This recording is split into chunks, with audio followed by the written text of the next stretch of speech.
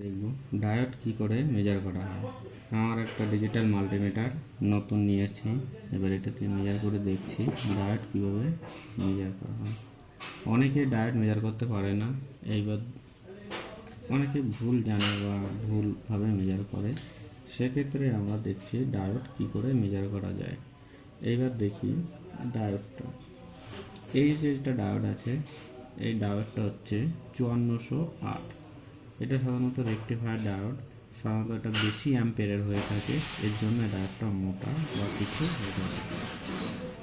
এই দুটো হচ্ছে 5408। এরপরে যেটা আমরা সাধারণত অ্যাভেলেবেল মার্কেটে পেয়ে থাকবো সেটা হচ্ছে তোমার IN4007। এইটাও মার্কেটে অ্যাভেলেবেল হয়ে থাকে। এইবার এই ডায়োডের কোনটা পজিটিভ কোনটা নেগেটিভ আমরা কী করে জানবো? সাধারণত আমরা জানি এই সাদা দিক থেকে যেটা আসে সেটা আমরা কি পাই না, পজিটিভ ভোল্টেজটা পাই। তার মানে পজিটিভ ভোল্টেজটা পাচ্ছি কেন? আমরা একটা জানি একটা ডায়োড কি করে না, ফরওয়ার্ড বায়াসে কাজ করে। সাধারণত অর্ডিনারি ডায়োড, জিনার ডায়োড কি করে, তার উল্টো বায়াসে রিভার্স বায়াসে কাজ করে। এক্ষেত্রে আমরা দেখব এই ডায়োডটা ফরওয়ার্ড বায়াসে কাজ করছে কি করে। আমাদের মাল্টিমিটারে দুটো পড আছে, এটা হচ্ছে পজিটিভ, একটা হচ্ছে নেগেটিভ। এইবার দেখে নিই কী করে সেটা কাজ করছে।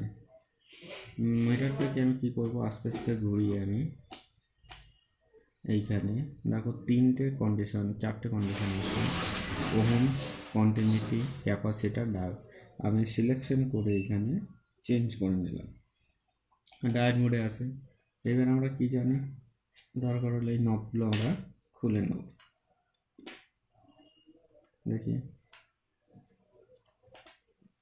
অনেকের ধারণা সাদা দিকটা পজিটিভ, আমি সেটাকে দেখিয়ে দিচ্ছি। দেখো এখানে কি আছে, ওএল মানে হচ্ছে ওভারলোড। দেখো সাদা দিকটা আমি কি দিয়েছি পজিটিভ, তার মানে কি এটা ব্যাটারি থেকে আমাদের মিটার থেকে সামান্য ভোল্টেজ আসে যে ডায়োডটাকে অন করার জন্য যথেষ্ট ভোল্টেজটা। এইটা কি আছে, কালোটা নেগেটিভ। তাহলে নেগেটিভ দিয়েছি, তার মানে কি কালো দিকের সঙ্গে কী দিয়েছি নেগেটিভ, সাদা দিকের সঙ্গে কী দিয়েছি পজিটিভ। তার মানে এখানে আমার মিটারে কিছু শো করছে না। আমি কি করব, এটাকে ঘুরিয়ে দিলাম।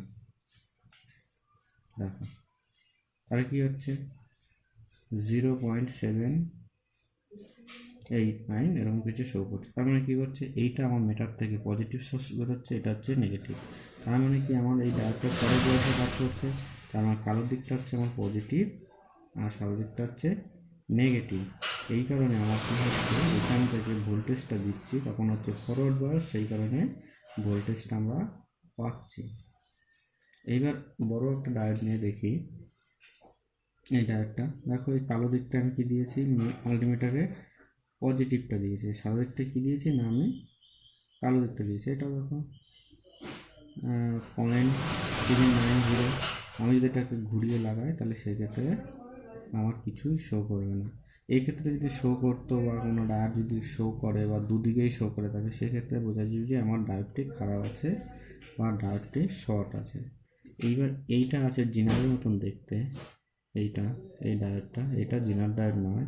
এই ডায়োডটার ভ্যালু হচ্ছে তোমার IN4841। দেখুন